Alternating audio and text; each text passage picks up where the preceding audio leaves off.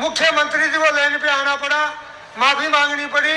कल दोपहर में मुख्यमंत्री से मिले, उन्होंने ये कहा कि मैंने वो बात सारी बता दी, जो गलतियां हुई सब बताई, लेकिन मैं धन्यवाद देता हूँ राजा राम जी को, तो इन्होंने भी जोर शोर से बात उठाई, तो आपके समाज की बात वहां तक पहुंचाई। वो रद्दी आदमी था, उसको रद्दी की टोकरी में डाल के छोड़ा।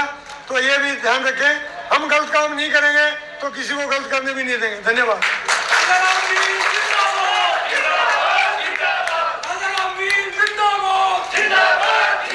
आप सबको मालूम है एक बहुत बड़ा समाज है, और इसके हमारे जो अग्रज हैं राजा राम जी मील, उन्होंने जो आज प्रोग्राम रखा है बहुत सराहनीय है।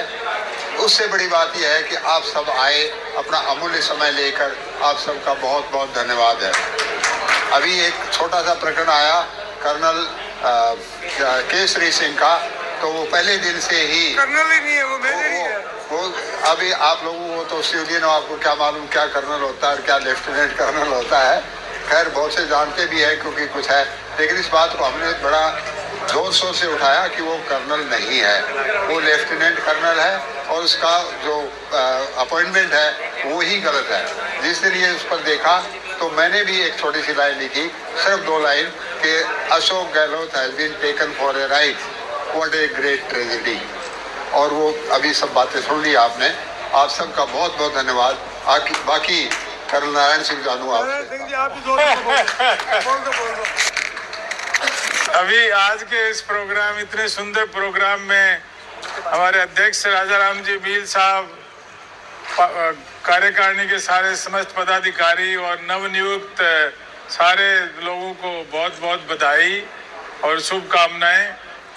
मैं सबसे, मेरे को खुशी ये हुई कि आज एक प्रॉपर शपथ दिलाई आपको, और मैं रिक्वेस्ट करूंगा कि वो शपथ का कागज जो एक सुंदर सा बना के और हर एक व्यक्ति के घर पे होना चाहिए।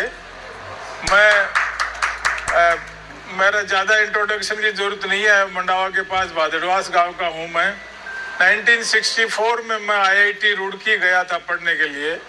उस जमाने में जाट कोई व्यक्ति जो है IIT में नहीं गया था। आजकल तो बहुत बच्चे जाते हैं, लेकिन वो मेरे को गर्व है कि मैं इस समाज से, मेरी खुद की मेरिट के आधार पे मैं IIT गया और फिर फौज में गया।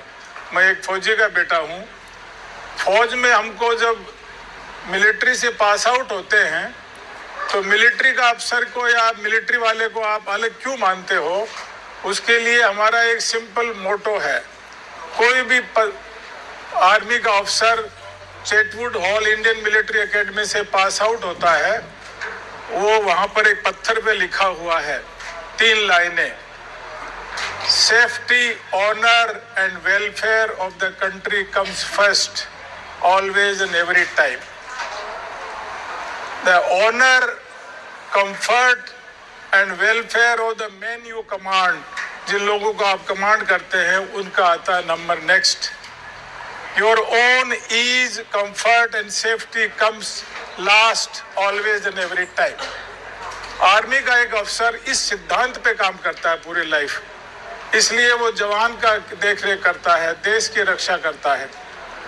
और मैं आपको एक सिंपल बताऊं कि हमारे सिविल में, सॉरी महेंद्र जी यहाँ पर हैं, लेकिन इनका जो ट्रेनिंग सिस्टम है, या RS अफसर है रिटायर्ड और अन्य अधिकारी लोग भी बहुत ज़्यादा है, मैं किसी का अगेंस्ट में नहीं बोल रहा हूँ, लेकिन सिस्टम में कुछ कमियाँ जरूर हैं। आर्मी में एक सिलेक्शन सिस्टम में एक SSB होती है, तो वहाँ पर हर व्यक्ति को काम के लिए सेलेक्ट किया जाता है। हमारे यहाँ UPSC और RPSC जो है वो रिटर्न वर्क के आधार पर फिर खाली एक इंटरव्यू है। उस इंटरव्यू में आप आदमी का कैरेक्टर जज नहीं कर सकते। इस कारण से सिस्टम में बहुत सारी खामियां आ रही हैं। अब एक जो उदाहरण आया है कर्नल साहब का, हमारे आर्मी के सिस्टम में भी तरह तरह की एंट्री हैं। 21 साल की उम्र में एक कोई ऑफिसर फुल कर्नल नहीं होता, जिसको फुल कर्नल बोलते हैं, वो जो कमांडिंग ऑफिसर होता है, वो पद पे वो अधिकारी नहीं रहा। वो एज ए मेजर कोई आदमी 21 साल की नौकरी में आता है तो वो लेफ्टिनेंट कर्नल का वेलफेयर के लिए उसको पेंशन मिलती है। अतः ऐसे अधिकारी जो जल्दी आते हैं वो अपने फायदे के लिए हर सिस्टम में जो है आदमी नेता बन जाता है। जो थोड़ा एजुकेशन है या उसको बोलने का उसको कुछ अलग उद्देश्य होता है। तो इस तरह के लोग काफ़ी भ्रांतियां फैलाते हैं। तो हमको अपने सिस्टम में भी काम करते समय आपको आदमी को जज करने का एक क्वालिटी डेवलप करो। आदमी कौन अच्छा है, क्योंकि अभी जो आज बताई बातें, अच्छे काम वाले को ही जोड़ो। और जैसे राजा राम जी के साथ हम क्यों जुड़े हैं, क्योंकि इन्होंने कितना जो आपने सुना कि सेल्फलेस सर्विस करी है। तो अतः मैं आपको धन्यवाद देता हूँ और लास्ट में थोड़ा लंबा नहीं करूँगा।